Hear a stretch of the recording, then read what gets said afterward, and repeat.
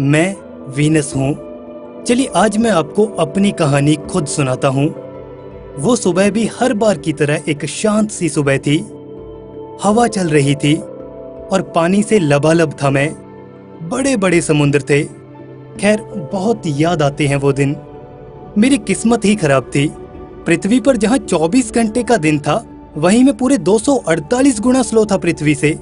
और ऊपर से वो चमकता सूरज और उसकी चिलचिलाती धूप मेरी जमीन को तपाती रहती। ऐसा लगता कि मानो बस मैं ठहरा हुआ हूँ समय में। बस ऐसे ही समय निकल रहा था। तकरीबन 700 मिलियन साल पहले मुझे महसूस होने लगा कि बहुत कुछ बड़ी तेजी से बदल रहा है। हाँ, मुझे पता है कि आप इंसानों के लिए तो ये 700 मिलियन साल होंगे ना, बहुत बड़ा टाइम। लेकिन मेरे लिए तो ये बस कुछ दिनों के बराबर है। बस इन कुछ दिनों में ही मेरी सारी दुनिया उजड़। कोशिश करूं तो उस टाइम मेरे एटमॉस्फेयर में वो ऑक्सीजन नहीं थी जिससे आप सांस लेते हो। H2O यानी कि पानी और CO2 यानी कि कार्बन डाइऑक्साइड, इनके मॉलिक्यूल्स में बंधी हुई ऑक्सीजन तो बहुत थी। और शायद यही मेरी बदकिस्मती थी।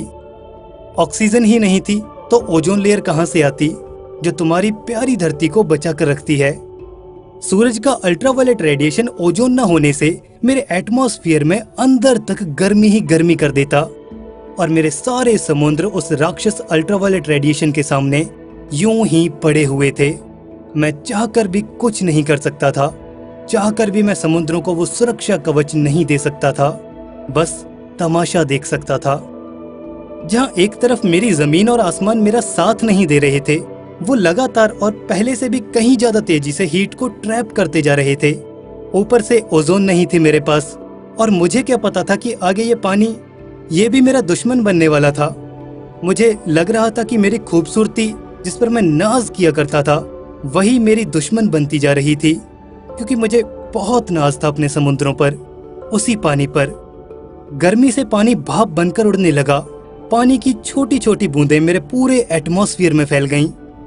कार्बन डाइऑक्साइड, यह ग्रीन हाउस गैस मेरे लिए सबसे घातक साबित होने वाली थी।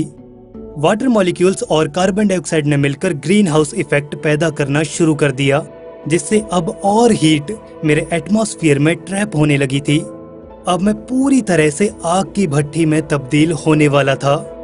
अल्ट्रावायलेट लाइट से जो वाटर मॉलिक्यूल्स हाइड्रोजन और ऑक्सीजन में टूट रहे थे, उसमें से हाइड्रोजन मेरे एटमॉस्फेयर से छोड़कर जाने लगी।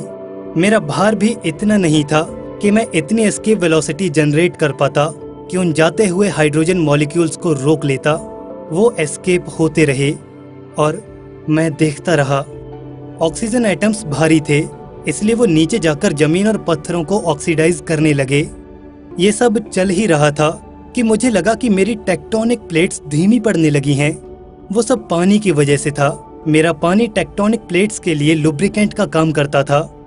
लेकिन अब धीरे धीरे जमीन और अंदर का पानी सूखता ही जा रहा था। सब कुछ बड़ी तेजी से बदल रहा था। अब वो समय आ गया था जिसे आपके वैज्ञानिक रन अवे ग्रीन हाउस कहते हैं। तापमान पानी के बॉइलिंग पॉइंट से ऊपर जा चुका था। समुद्रों में मौजूद पानी अब उबलने लगा था। वो बड़ी तेजी से समुद्रों से गायब होता जा रहा था, मेरी आंखों के सामने से। हाइड्रोजन मेरे एटमॉस्फेयर से एस्केप होती जा रही थी और कार्बन डाइऑक्साइड का दबदबा लगातार मेरे एटमॉस्फेयर में बढ़ता ही जा रहा था। सोलर स्टॉर्म के टकराने से मेरा ऊपरी एटमॉस्फेयर लगभग खत्म हो गया था। टेम्परेचर अब 300 से 400 डिग्री सेल्सियस तक पहुंच चुका था। अब कोई समुद्र बाकी नहीं रह गया था। लेकिन ज्वालामुखी अभी भी कार्बन डाइऑक्साइड को एटमॉस्फेयर में छोड़ रहे थे। वो कार्बन डाइऑक्साइड मेरे एटमॉस्फेयर का सबसे बड़ा हिस्सा बन चुकी थी, एक दानव बन चुकी थी मेरे लिए। समुद्र में मौजूद सारी कार्बन डाइऑक्साइड तो पहले से ही एटमॉस्फेयर में जा चुकी थी, लेकिन अब जमीन के अंदर दफन कार्बन डाइऑक्साइड भी बाहर आ रही थी।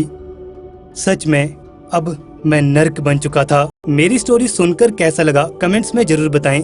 वीडियो पसंद आई तो वीडियो को लाइक और दोस्तों में शेयर जरूर कर दें।